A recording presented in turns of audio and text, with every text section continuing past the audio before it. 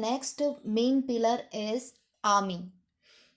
Indian sepoys formed the bulk of the company's army. The company's army, which was small in numbers, grew with British territorial expansion.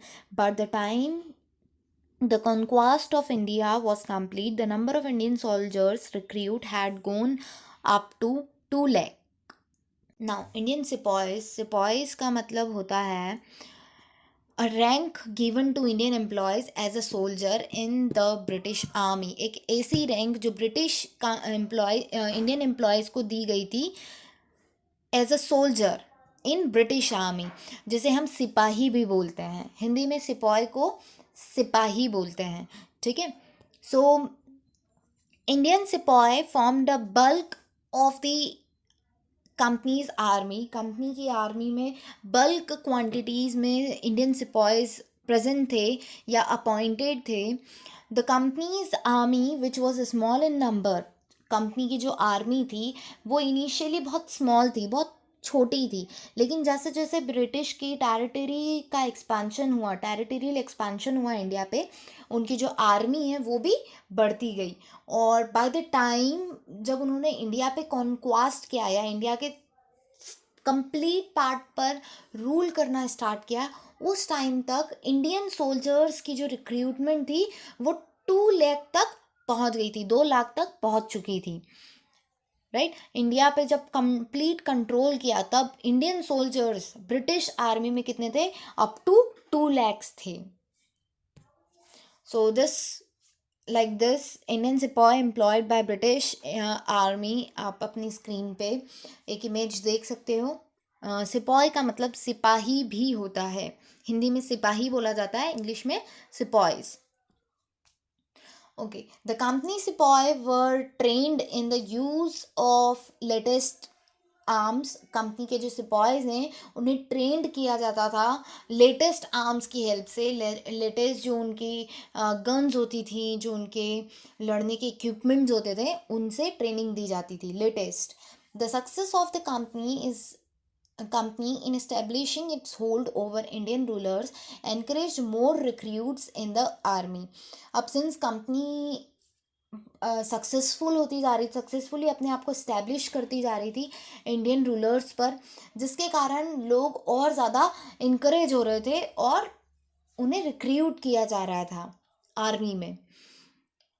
However, the soldiers did not have too many avenues for promotion.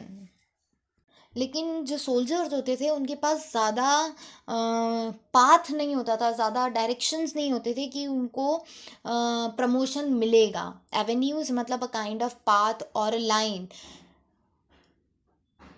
The third pillar that we are going to discuss is police.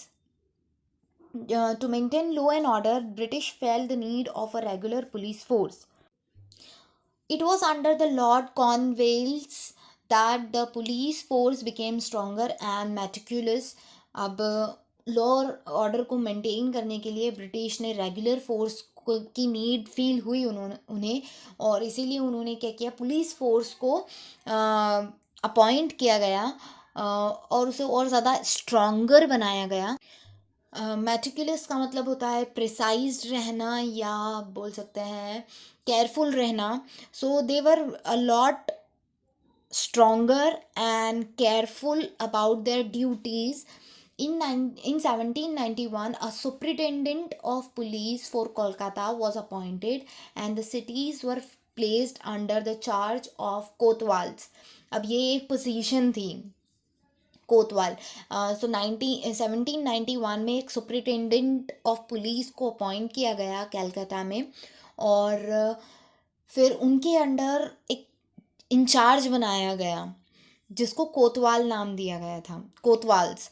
दरोगाज were in charge of थानाज और सब divisions of the district, और फिर थानाज जो होते हैं, police stations जो होते हैं, उसका हेड या इंचार्ज बनाया गया दरोगा को। हम अक्सर इन वर्ड्स को सुनते हैं तो हमारे लिए बहुत इजी होगा ये समझना, राइट। दरोगा इट मीन्स पुलिस, और जो थाना मतलब पुलिस स्टेशन जो होता है उसका इंचार्ज दैट इज दरोगा. And Kotwal was appointed for a city, right.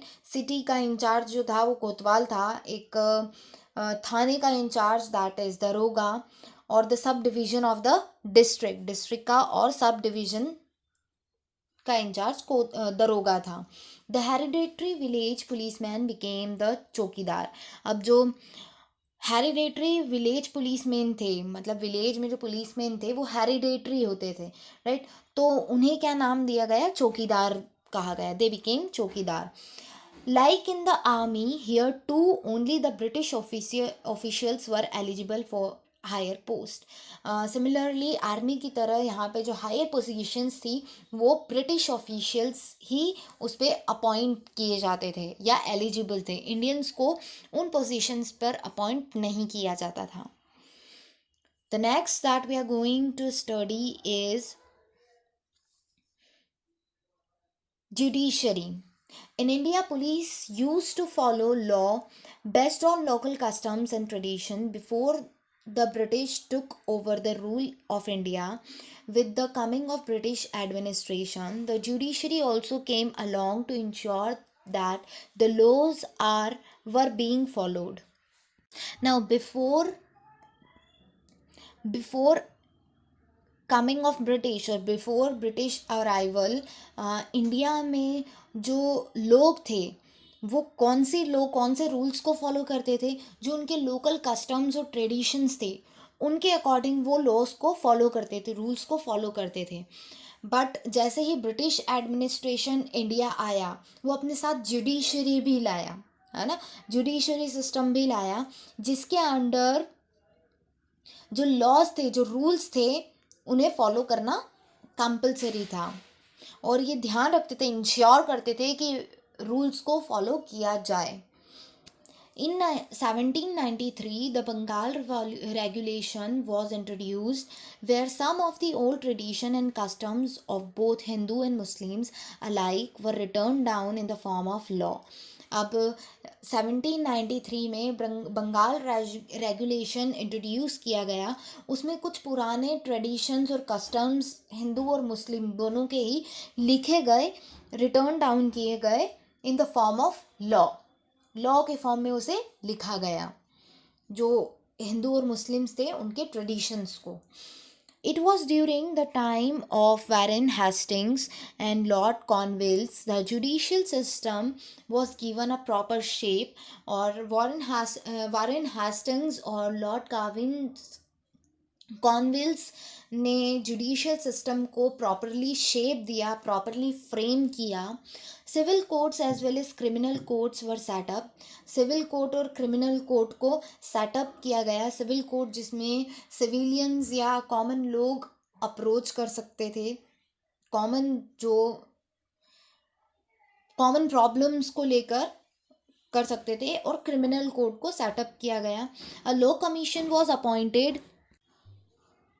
and the principle of the rule of law was established, ensuring that every citizen of India, irrespective of caste or creed, was treated with equality. Now कुछ principles उसमें add किए गए. Law commission को appoint किया गया, और जिसके कारण रूल ऑफ लॉ उस लॉ में इंक्लूड किया गया. रूल ऑफ लॉ हमने पढ़ा है, रूल ऑफ लॉ क्या होता है, राइट. जैसे ये इंश्योर किया गया कि इंडिया का हर सिटीज़न इर्रेस्पेक्टिव ऑफ कास्ट और क्रीड उसे इक्वली ट्रीट किया जाएगा. ठीक है, तो ये 4 पिलर्स थे ब्रिटिश एडमिनिस्ट्रेशन के. First one was civil service, second army, third police, and fourth one was judiciary. The next topic and the last topic which we are going to study is discrimination against Indians. One noticeable common feature of colonial administrative structure was the absence of Indians for responsible offices, from responsible offices. एक noticeable common feature था colonial administrative structure का कि उन सभी में Indians नहीं थे। उन सारी जो रिस्पॉन्सिबल ऑफिसर्स थे, जो मेजर एडमिनिस्ट्रेटिव ऑफिसर्स थे, उनमें इंडियंस नहीं थे। किसी भी पोजीशन पे इंडियंस को अपॉइंट नहीं किया गया था। The field for their employment was narrowed to subordinate position such as daroga, chowkidar and सिपाही। लेकिन उनकी जो फील्ड थी एम्प्लॉयमेंट की, मतलब किस पोस्ट के लिए एम्प्लॉय किया गया था, वो थी सबऑर्डिनेट पोजीशन, मतलब position which is lower to higher position, right? Subordinate position, जैसे कि दरोगा, chowkidar and सिपाहीज. This was mainly because British were convinced that the administration based on in British idea, institution and practice would be could be firmly established only by Englishmen. और इनका मानना यही था कि जो ब्रिटिश का एडमिनिस्ट्रेशन का तरीका है, ब्रिटिश के जो आइडियाज़ हैं, वो इंस्टीट्यूशंस हैं, प्रैक्टिसेस हैं, वो एक इंग्लिशमैन ही इस्टेब्लिश कर सकता है. इंडियंस में वो कैपेबिलिटी या कैलिबर नहीं है, इसीलिए इंडियंस को वो पोजीशन नहीं दी जाती थी.